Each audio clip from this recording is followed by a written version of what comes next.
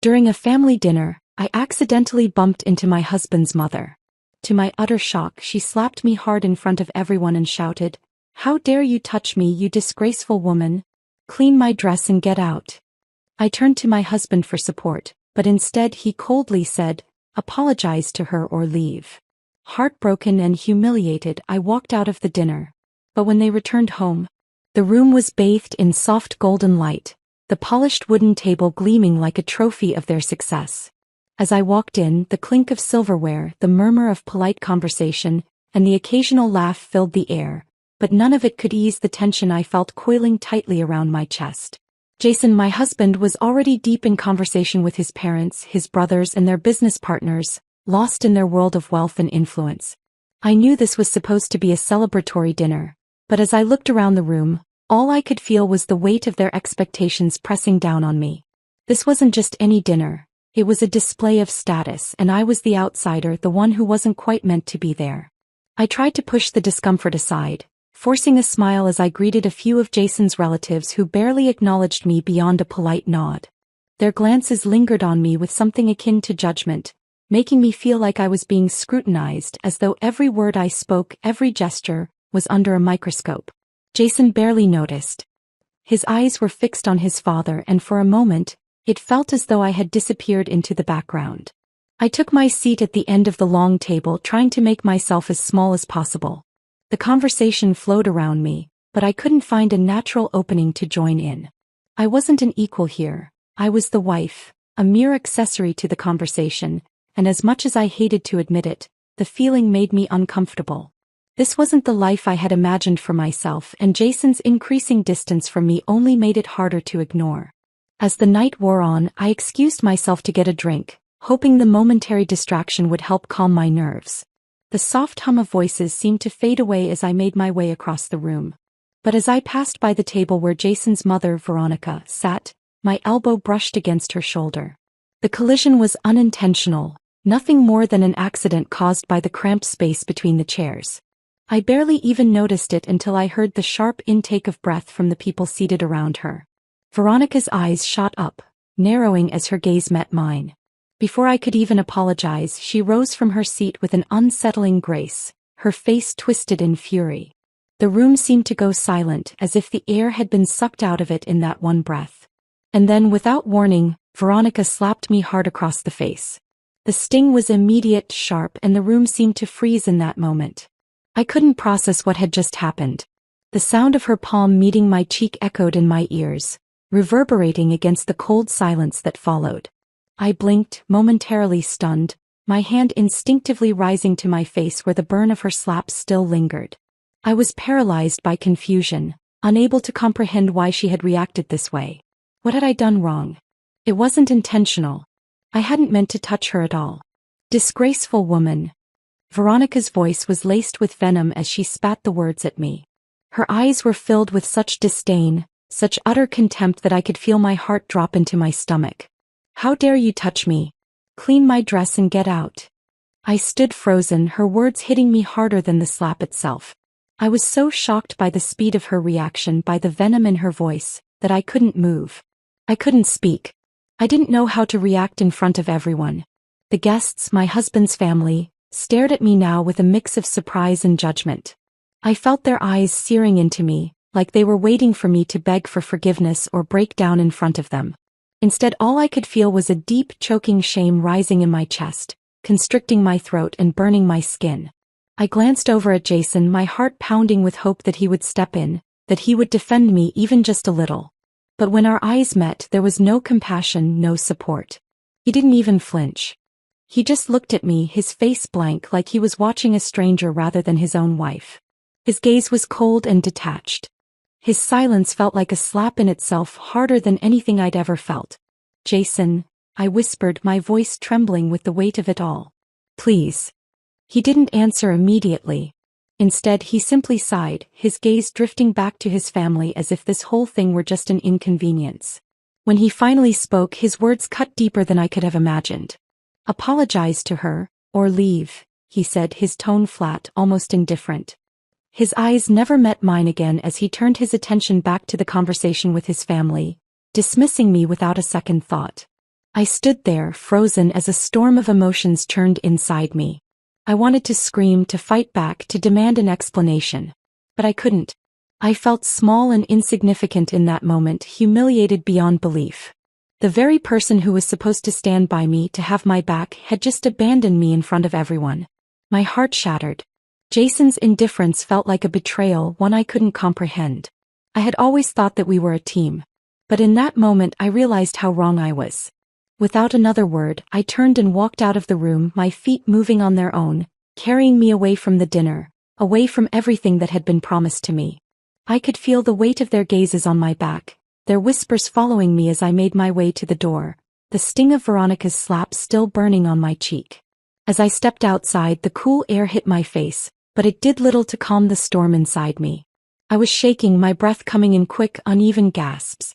I wanted to scream, but there was no one here to hear me. No one to offer a word of comfort.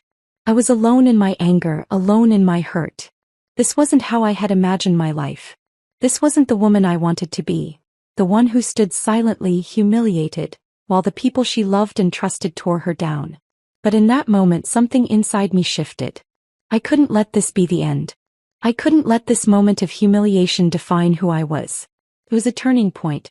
A moment when I decided that I wasn't going to let them, Jason, Veronica, or anyone, define my worth anymore. I would find a way to make them see me, to make them regret what they had done. This wasn't over. Not by a long shot. The door slammed behind me as I stepped out of the lavish dinner, the echoes of Veronica's slap still burning across my skin. I couldn't stop shaking. My heart pounded against my chest like a wild animal trying to escape its cage, and my breath came in short, uneven bursts. I was no longer just a woman humiliated in front of a room full of strangers. I was someone wronged in ways I didn't fully understand yet. I sat in my car for what felt like hours, staring blankly at the dashboard. Jason's indifference, Veronica's venomous slap, everything had unraveled so quickly. It wasn't just a momentary lapse in judgment as I had hoped it would be. Veronica's outburst felt calculated, deliberate. It left me wondering about the woman behind the mask, the one who played the role of a perfect, respectable mother and businesswoman. She couldn't have been that perfect. No one was. And I was determined to find out what lay beneath the facade.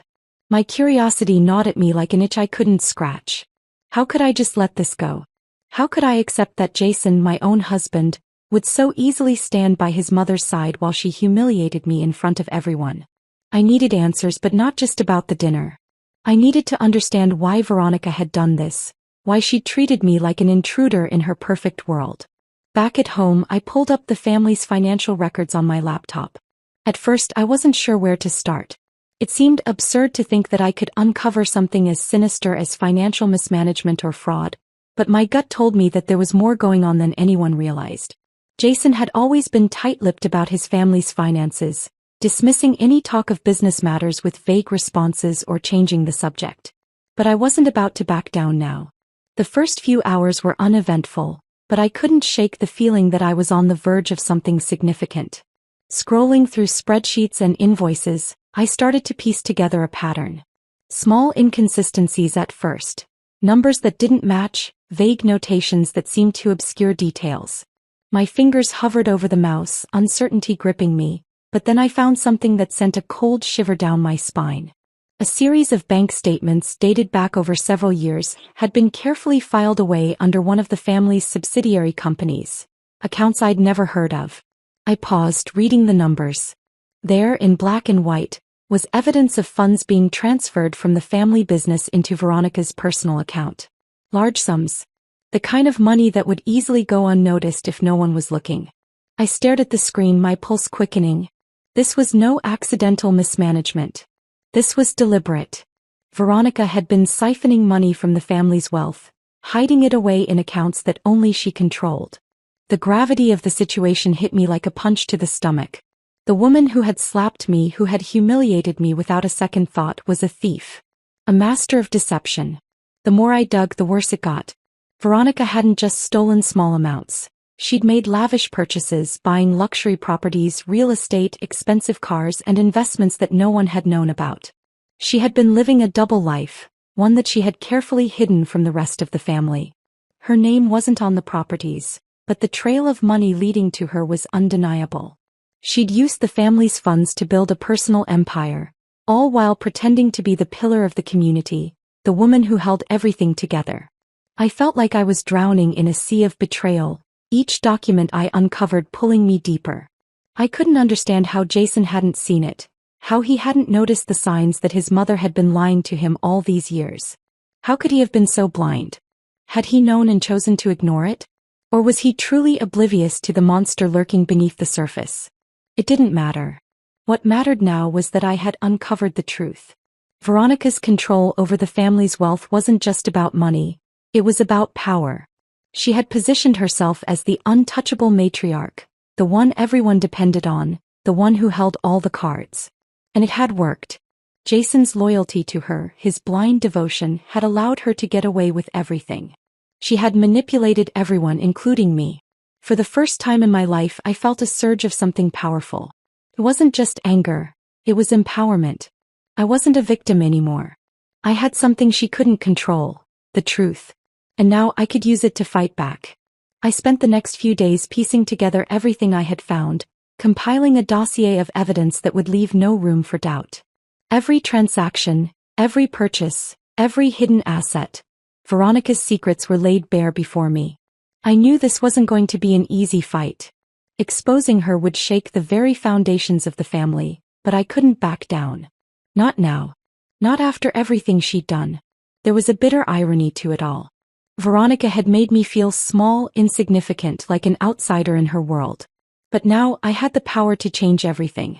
The woman who had tried to strip me of my dignity was about to be exposed for the fraud she truly was. I had to be careful, though. I couldn't just storm in and confront her demanding answers. If I did, she would bury me.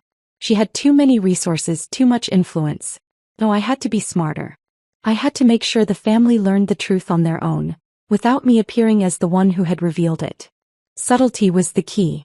I started by sending an anonymous tip to a trusted family member.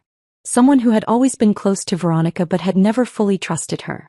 I knew this person wouldn't hesitate to investigate further once they had the right information. The seeds of doubt had been planted, and I was certain that they would grow. Over the next few days, I watched from the sidelines as the wheels began to turn.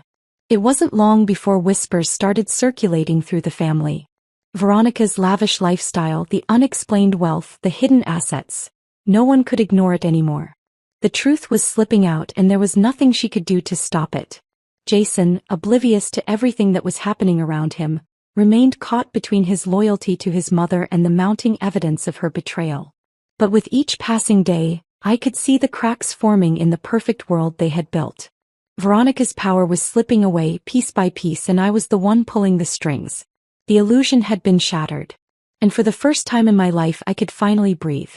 The weight of my discovery settled heavily on my shoulders, an overwhelming burden that seemed to grow heavier with each passing day. I had the truth now. Veronica's deceit, her manipulation of the family's wealth, and her ability to maintain the perfect facade for so long. But this knowledge wasn't enough. I couldn't just walk in and confront her. This wasn't about a public showdown. It wasn't about wild accusations or a dramatic scene. No, I needed to be smarter. I needed to be strategic. I needed to dismantle her empire, piece by piece, in a way that left no room for doubt. I started by gathering more evidence. What I had was already damning, but it wasn't enough. Veronica had been careful, too careful. There were still gaps in the trail, and I couldn't afford to make any mistakes. I spent hours sifting through her financial records, pulling apart her transactions, finding receipts buried in digital archives. Each document I uncovered made me feel more nauseated, more furious, but it also brought a strange sense of power. For the first time, I wasn't just a victim of her cruelty. I was in control, and I wasn't going to waste it. I carefully collected emails, account statements, and invoices, meticulously sorting everything into folders, making sure I had an airtight case. There was a sense of satisfaction as I stacked each piece of evidence into neat piles, a methodical record of her lies. I knew that the family would never be able to ignore the truth once it was laid out before them. But the thought of just barging in with everything I had made my stomach turn. I could already see the look on Jason's face. Confusion, maybe anger. But there would be no understanding, no realization that his mother was the mastermind behind all of this. I couldn't risk a direct confrontation with Veronica, not yet. I had to be subtle. This needed to happen slowly in a way that no one could deny. So I devised a plan. The first step was to leak the information, but not directly. I needed to work from the shadows, planting seeds of doubt in the minds of the family members who were close to Veronica, the ones who would be most receptive to the idea that something was wrong. It had to be people who already questioned her motives, even if they didn't yet know why they felt that way. I chose my targets carefully, starting with a few distant relatives who had always been uncomfortable with Veronica's role in the family business. They were quiet about their suspicions, but I knew they were there. All I had to do was nudge them in the right direction. I casually dropped hints in conversations, never outright accusing Veronica but instead alluding to the possibility that things weren't as they seemed. I would mention a piece of evidence, a transaction that didn't quite add up, and then watch the wheels start to turn in their heads. I knew they wouldn't jump to conclusions immediately, but they would start asking questions. And that was all I needed. The first person to take the bait was Jason's aunt, Rachel. She had always been the family's silent observer, someone who didn't get involved in the business but kept a sharp eye on everything happening around her. We were alone one afternoon at a family gathering, and I casually brought up the subject of the family's finances. I mentioned a few inconsistencies I had noticed, things that didn't add up, and subtly suggested that someone in the family might be hiding something. Rachel's eyes narrowed, her curiosity piqued. "I've always thought something was off," she said, her voice barely above a whisper. "But I never could put my finger on it." That was all I needed. She was on the hook now. Over the next few days, I kept feeding her small pieces of information, carefully chosen so they didn't seem too obvious, but enough to spark her suspicions. The cracks in Veronica's armor were starting to show, slowly but surely. Every time I saw Rachel, she would look at me differently, more cautiously, as if she had started to question the image Veronica had carefully crafted. It felt like the first real victory, even if it was still behind the scenes. As more people began to ask questions, I started to feel the weight of the plan taking shape. Veronica's carefully constructed social standing, the perfect image she had portrayed to the world, was starting to unravel. There were whispers now, hushed conversations behind closed doors. What had been an unspoken respect for Veronica's role as the family matriarch was slowly being replaced by suspicion. The family wasn't blind, they just hadn't wanted to see what had been hiding in plain sight for all these years. Meanwhile, I watched from the sidelines, feeling a strange mix of satisfaction and guilt.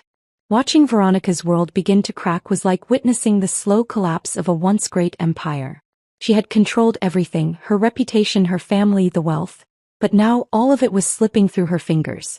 I had to admit there was a part of me that felt vindicated, even powerful. I had been nothing but a pawn in her game for so long. But now I was the one holding the pieces. Jason, however, remained oblivious. His loyalty to his mother blinded him to the growing storm. At first I thought it would be easy to keep him in the dark, but as the family's suspicions grew, Jason began to sense something was wrong. I could see it in his eyes. He was starting to question things, to wonder if there was more to his mother's behavior than he had ever imagined. But even as he grew more uncomfortable, he couldn't let go of the loyalty he had spent his whole life nurturing. It wasn't just blind trust. It was a bond formed over years of dependence.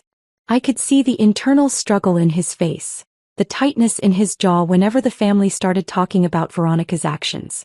One evening after dinner, Jason finally approached me. He was quiet at first, fidgeting with the edge of his glass, his eyes flickering between me and the rest of the family.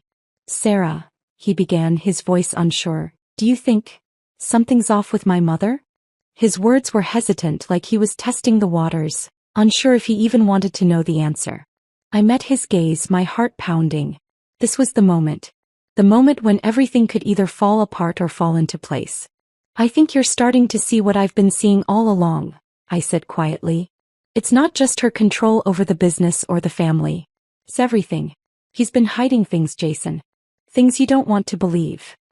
He stared at me, a flicker of realization in his eyes. "What do you mean?" "I mean," I paused, watching him carefully, "your mother has been living a double life. And I'm the one who's been forced to live in the shadows, paying the price for it." He shifted uncomfortably in his seat, his expression torn between confusion and growing anxiety. He was caught between his loyalty to Veronica and the nagging feeling that everything I had said was true. The cracks were deepening and soon I knew he would have to choose. But for now he was stuck in that space of uncertainty, caught between two worlds. One that had been built on lies and another that was still waiting to be revealed. The plan was working. Slowly but surely Veronica's world was crumbling. And I was right there pulling the strings. Each day that passed, it became harder to ignore the chaos Veronica's empire had unleashed. The whispers I had carefully planted had taken root, growing louder with each passing hour. At first it was only a few cautious family members questioning her decisions, but soon it became a tidal wave of suspicion. The once smooth veneer of the family business began to crack, revealing the rot beneath. I watched with a mixture of satisfaction and unease as Veronica's tightly controlled world started to crumble. It began with a single question. One of the family's major investors, a man who had always kept to the background, suddenly asked why there were discrepancies in the company's accounting. At first, Veronica brushed it off, waving it away with a practiced smile and a well-rehearsed excuse. But the more she deflected, the more the cracks widened. Other investors began to take notice, their questions becoming more pointed, more insistent. Veronica's usual charm no longer seemed to work. The confidence that had once made her untouchable now appeared brittle, thin. In one of the family meetings, an executive who had always deferred to Veronica in the past, stood up and demanded transparency. His voice, usually reserved and neutral, was now laced with concern. He wasn't the only one. There were murmurs from others around the table, questions about the company's financial health, doubts about the extravagant purchases, and what seemed like unaccounted for spending. Veronica's face tightened, her usual composure slipping as she tried to manage the growing tide of scrutiny. She attempted to dismiss the accusations, her voice sharp, her words rehearsed. But it was no use. The more she spoke, the more her dishonesty was laid bare. The family wasn't buying it anymore. They could see the holes in her explanations, the inconsistencies that had once gone unnoticed. Her attempts to maintain control only made things worse, as if every word she spoke added fuel to the fire. The polished image she had so carefully curated over the years was beginning to melt away, piece by piece. The realization that Veronica had been embezzling funds over the years shook the family to its core. The money she had siphoned off, the luxury properties she had bought, the investments she had made, everything that had once seemed so innocuous now stood as a testament to her greed. And as more family members began to piece it all together, the truth could no longer be ignored. It was like watching a slow-motion train wreck. Veronica, the woman who had once been revered as the matriarch, the strong, reliable figure who held everything together, was now being questioned, her authority unraveling in front of everyone. The empire she had built, brick by brick, was crumbling. And the more I watched, the more I realized that this wasn't just about the money. It was about power. How Veronica had manipulated everyone, including her own son, into believing she was untouchable. Jason was the hardest to watch. He hadn't fully processed the truth yet, and I could see him struggling. His face was a mask of confusion and disbelief, his emotions torn between his mother and the woman he had married. It hurt to watch him stumble through it, torn between the reality of who Veronica really was and the loyalty he had always felt toward her. He wasn't ready to face the truth, and every time I saw him, I could feel the tension between us growing. He was trying to reconcile his past with the present, but I knew he was failing. There were moments when I could see the guilt in his eyes, and it was in those moments that I knew he understood. He understood that everything I had been telling him about Veronica's manipulation was true. But how could he face it? How could he turn his back on his mother, the woman who had been the cornerstone of his life, even when the evidence was right in front of him? The realization was too much for him to bear, and I could see the emotional distance between us growing wider by the day. But there was no time for his confusion to fester. Veronica's hold on the family business was slipping fast. The family couldn't afford to wait for Jason to come to terms with the truth. At the next crucial business meeting, the stakes were higher than ever. The pressure was mounting, and it was clear that this meeting would either mark the beginning of Veronica's downfall or solidify her reign as the family's matriarch. I had to make my move. With everything in place, I walked into the meeting armed with irrefutable evidence. It wasn't a dramatic confrontation. There was no shouting, no heated accusations. It was a quiet, calculated move. I presented the documents, the financial records, the emails that exposed Veronica's lies and deceit. Each piece of evidence was like a dagger, each one a piece of the puzzle that had taken me weeks to assemble. I laid it all out for them methodically without emotion as if I was presenting the facts in a courtroom. At first there was silence.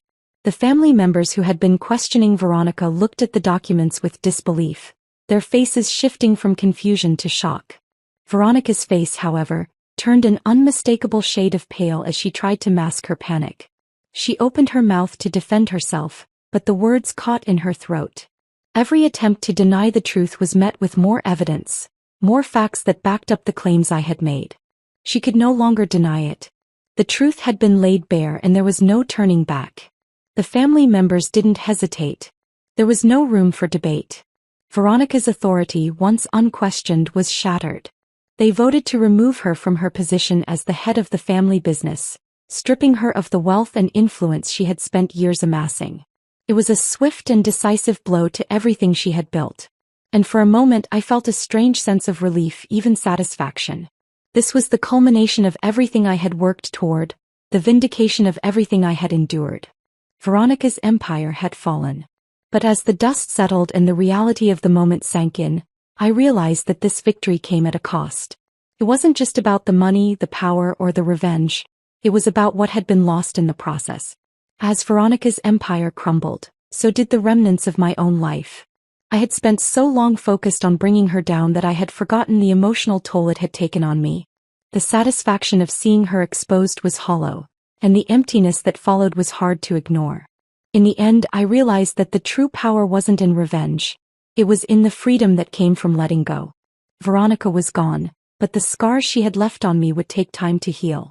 And as I watched her walk away from the family, I couldn't help but wonder if the real victory was not in her fall, but in the fact that I had finally taken control of my own life, no longer defined by the toxic forces that had once held me captive. The days that followed Veronica's downfall were a blur. It was like living in a world that had been upended, where the pieces were still scattered and nothing quite fit. The family dynamic had been shattered, irreparably changed by the truth that had been exposed. The power Veronica once held was gone, and her empire crumbled. But as satisfying as it was to see her removed from her throne, I found that the victory didn't come without its own bitterness. Jason's presence in the house had grown more distant. He hadn't fully realized the depth of his own betrayal, but the cracks were beginning to show. The tension between us, once a thin thread barely noticeable, had now thickened into something palpable, something suffocating. I could feel the weight of his regret in the air, the guilt that he couldn't quite hide. He'd always been a man who had taken the easy way out, who had let his mother dictate his world. But now, with everything laid bare, he was forced to reckon with his complicity. The realization hit him hard, and I could see it in his eyes every time we crossed paths. He was lost, trying to figure out how to mend what had been broken, how to repair his relationship with his mother, who was now an outcast, and with me, who had been silently strong all along. It was as if Jason were awakening from a long sleep, but it wasn't the gentle kind of awakening. It was more like a sudden jolt, like someone had thrown ice-cold water on him, forcing him to face the truth he had been avoiding for so long. The man he thought he knew, his mother, the woman who had been the backbone of his world, had been a lie. And the woman he had married, the one he thought was weak and unworthy of his loyalty, had been the only one who truly saw through her. The stark contrast between our realities was finally sinking in, and Jason's internal struggle was becoming more and more apparent. I watched him wrestle with guilt, his eyes darkened by the weight of his decisions. It was impossible for him to look at me without seeing the pain in my eyes, the hurt that had been there all along but that he had never cared to notice. He knew he had failed me in ways he couldn't undo. The dinner, the slap, the cold words, haunted him, and every time I caught his gaze I saw the ghost of his shame. He tried, of course. He tried to make amends in the only way he knew how, by apologizing. But the apology felt empty, hollow, a desperate attempt to fix something that was already beyond repair. His voice cracked when he spoke, and I could hear the guilt lacing his words. "I'm sorry," he whispered one evening, sitting on the edge of the bed where I was reading. "For everything. For not being there when you needed me." His hand reached out, but I didn't take it. I didn't want to take it. His eyes pleaded with me, desperate for something, any sign that we could go back to what we had been before, that I could somehow forgive him for the things he had said, for standing by while his mother tore me down. But how could I forgive him? How could I forget the way he had chosen his mother over me, the way he had let me walk out of that dinner alone, humiliated? The damage was done and nothing he said could take it away. I didn't even know if I could look at him the same way anymore. His words, his apology were just that, words. They didn't fix anything. They didn't change the fact that he had been blind to what had been happening around him for years. They didn't change the reality that he had enabled his mother's reign of control. Jason's apology felt like a salve for his own wounds, not for mine. And I realized then that I didn't need his apology to move on. I had spent so much time waiting for his approval, for his support. But now I saw through the cracks in our relationship. He wasn't the man I thought he was, and I wasn't the woman he had believed me to be. I had changed in ways that even he couldn't see yet. I wasn't the passive, quiet wife who stood behind him. I wasn't the one who needed his protection or his validation anymore. I had found strength in myself, strength that I didn't know existed before. And it didn't matter how many apologies he offered. It wouldn't change the fact that I no longer needed him. Jason tried to salvage our relationship, but I could feel the distance between us growing with each passing day. His guilt was heavy, but it wasn't enough. Not for me. Not anymore. I had finally realized that I had been waiting for something from him, something that had never come. It wasn't just about his betrayal. It was about my own misplaced expectations. I had put him on a pedestal, expecting him to protect me, to stand by me when it mattered most. But he hadn't. And the more I saw him struggle with his own guilt, the more I realized that I could no longer be the one to carry the weight of his mistakes. It wasn't just the apology that had fallen short. It was everything that had come before it. The family, once close-knit, had begun to fracture. Veronica's fall had left a vacuum, and everyone was scrambling to figure out where they fit in the new world. Jason, who had once been the golden child, now found himself cast in an unfamiliar role. The family no longer looked at him the same way. They no longer saw him as the heir to Veronica's throne. His place in the family business, the one he had always assumed was his by right, was now uncertain. His position had become precarious, and with it his future. The family members who had once supported him now looked at him with suspicion, questioning his involvement in the business, his loyalty to Veronica, and whether he had known about her actions. The trust they had placed in him, in both his mother and him, had been shattered.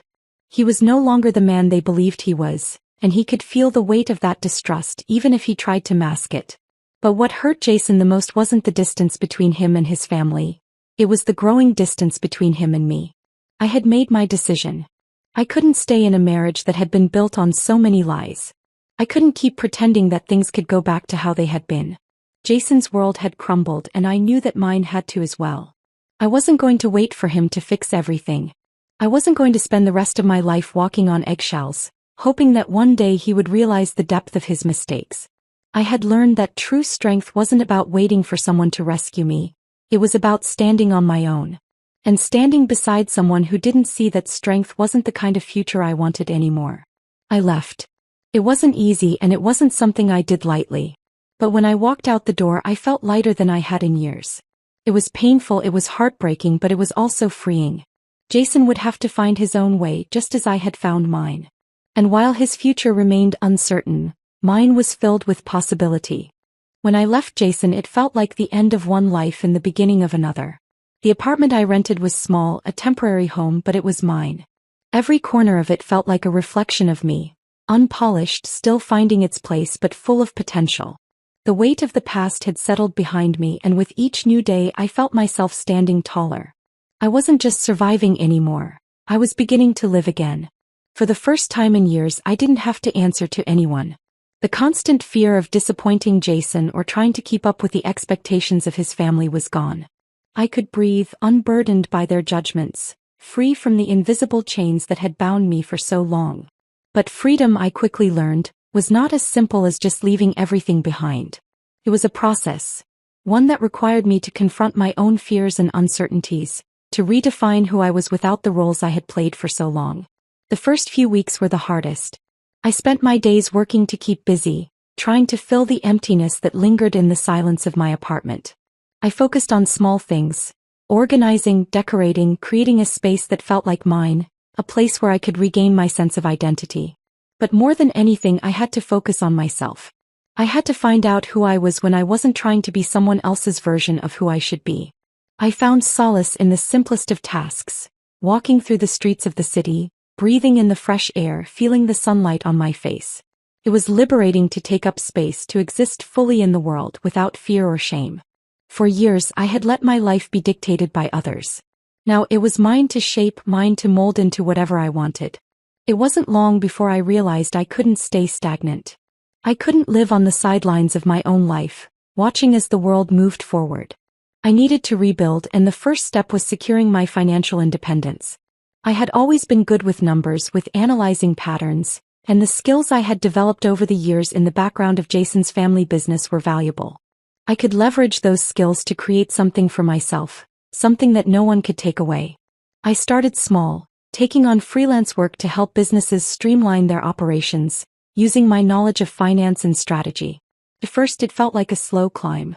The uncertainty was overwhelming, and there were moments when I wondered if I had made the right decision. But as I gained clients, as I saw the fruits of my labor manifest in tangible results, I began to feel a sense of accomplishment. Each project, each successful deal, was a step toward reclaiming my independence. The first time I received a payment for a project, I stood in my small apartment holding the check in my hands and I cried. It wasn't just the money, it was the realization that I had done this. I had built something for myself, something real. And with that, I knew that I could never go back to the life I had with Jason. I started to make new connections too. People who saw me for who I truly was. Not as the woman married to Jason, not as someone's daughter or someone's wife, but as Sarah. Strong, intelligent, capable.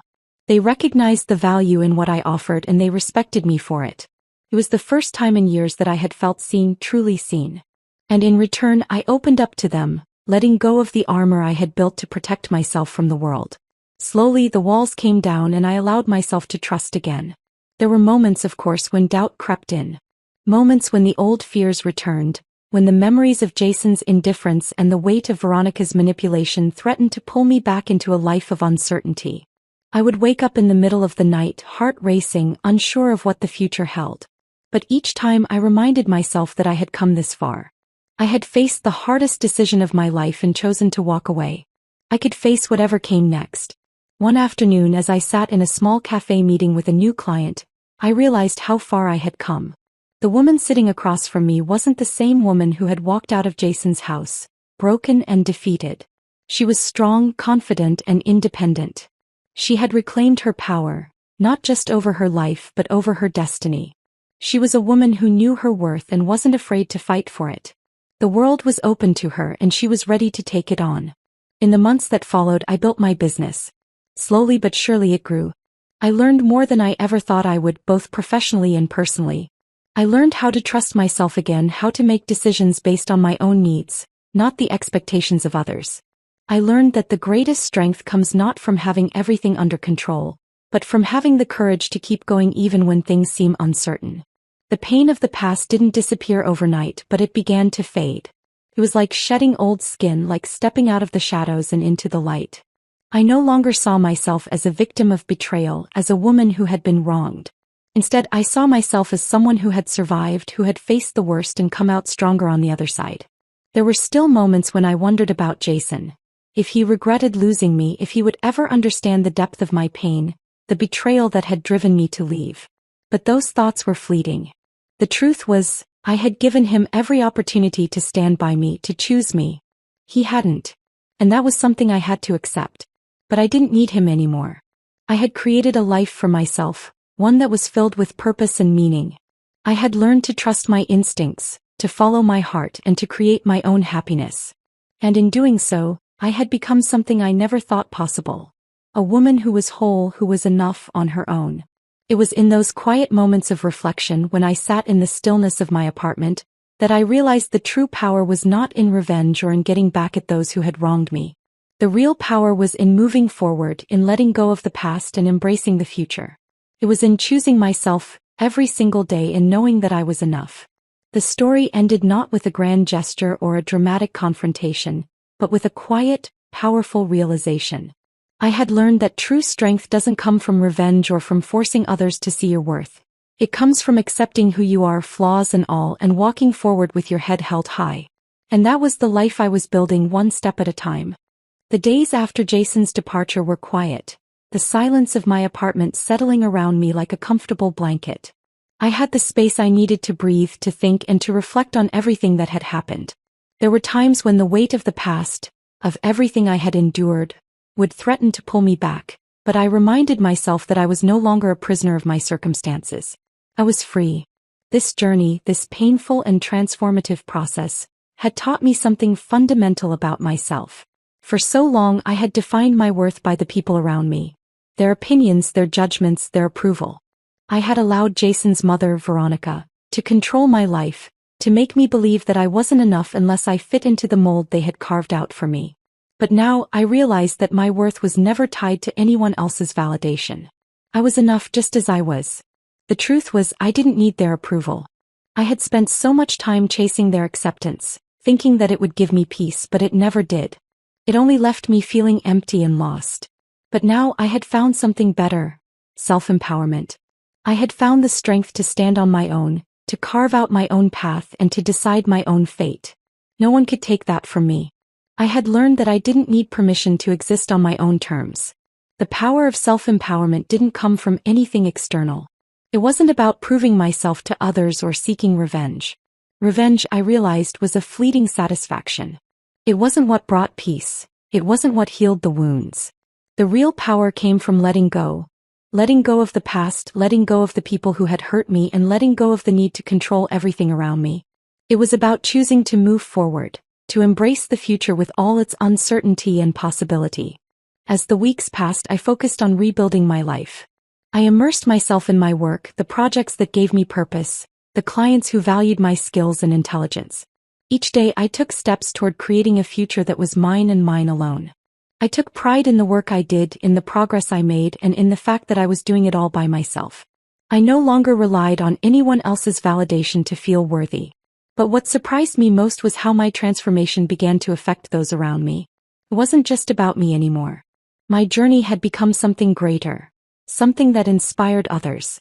I started to hear stories from women who, like me, had felt trapped by societal expectations, by family obligations, or by the pressures of being someone they weren't. They saw something in me, something that resonated with their own struggles. They saw strength in my story, resilience in the way I had risen from the ashes. One afternoon, a woman named Emily, a fellow entrepreneur I had met through one of my business ventures, reached out to me. She had heard about my journey and wanted to share her own. "I just wanted to thank you," she said, her voice quiet but filled with emotion. "I've been following your story, and it's made me realize that I don't have to stay in the life I've built for others. I can create my own. You've shown me that it's possible to break free." Her words stayed with me long after the conversation ended.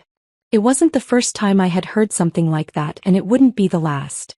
The more I shared my story, the more I realized that my transformation wasn't just for me. It was for everyone who had ever felt powerless, for everyone who had ever believed that they didn't have the strength to change their circumstances. I had become a symbol of resilience, a reminder that it was never too late to start over, to reclaim your life, and to create the future you wanted. In a way, my story had become a beacon of hope for others. And as I watched these women step into their own power, I knew that the true measure of my journey wasn't in the downfall of Veronica or the pain I had endured. It was in the lives I had touched, the women I had inspired, and the legacy I had begun to build. The family's downfall, as satisfying as it was never the true victory. Veronica's empire had crumbled, yes, but it was my own rise that mattered most. I had taken control of my life, of my future, and that was the ultimate form of revenge. Not because I had caused pain or destruction, but because I had found a way to move forward, to live well, and to find peace within myself. The greatest revenge was living a life that didn't need to be defined by betrayal, by anger, or by the people who had tried to hold me back. I began to realize that the power I had found wasn't just about being independent, but about embracing the fullness of who I was. I had spent so much of my life trying to fit into a box, whether it was the role of the dutiful wife, the quiet woman in the background, or the person who always followed others' expectations. But now I was free to define myself. I was free to be whoever I wanted to be, to chase whatever dreams I desired, and to build a life that was true to who I was at my core. The quiet moments of reflection became my grounding. When I sat alone in my apartment, the lights dimmed, the world outside still and calm, I could feel the weight of my transformation. I was no longer the woman who had been defined by others' expectations or by the roles I had played. I was Sarah. The woman who had taken back her power, the woman who had found her voice, the woman who was capable of so much more than she had ever believed. There were days when the shadows of my past tried to creep back in, when the pain would resurface and threaten to pull me under. But each time I reminded myself that I had the strength to overcome it. I had already walked through fire and I had emerged stronger for it. I no longer feared the future. I embraced it with open arms, knowing that it held endless possibilities. And so I walked confidently into the future, not as a woman defined by her past, but as a woman who had reclaimed her life, her power, and her freedom. I knew there would be challenges ahead, but I was ready. I had already overcome so much, and I had learned that true strength didn't come from seeking revenge or living in the shadows. It came from the courage to move forward no matter the obstacles in my path. The journey had been long, but it was more than worth it. It had led me to this moment, standing tall, owning my truth, and embracing the woman I had become. And that was a victory no one could ever take away from me.